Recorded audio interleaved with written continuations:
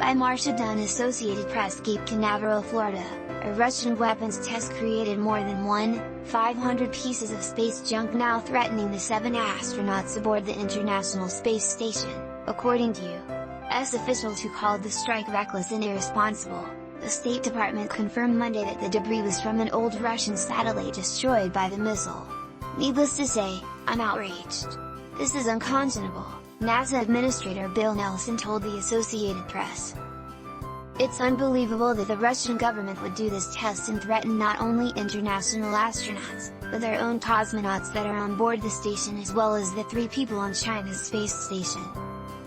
Nelson said the astronauts now face 4 times greater risk than normal. And that's based on debris big enough to track, with hundreds of thousands of smaller pieces going undetected, any one of which can do enormous damage if it hits in the right place. In condemning Russia, Secretary of State Antony Blinken said satellites were also now in jeopardy. The test clearly demonstrates that Russia, despite its claims of opposing the weaponization of outer space, is willing to imperil the exploration and use of outer space by all nations through its reckless and irresponsible behavior, Blinken said in a statement. There was no immediate comment late Monday from Russia about the missile strike.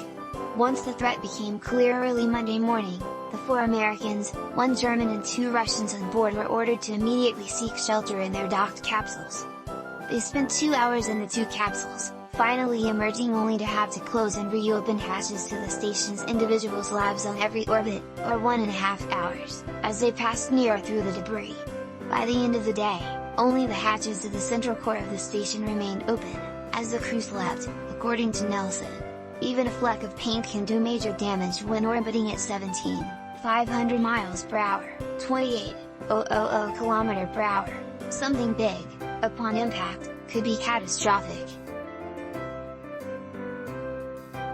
State Department spokesman Ned Price said the U.S. has repeatedly raised concerns with Russia about doing a satellite test.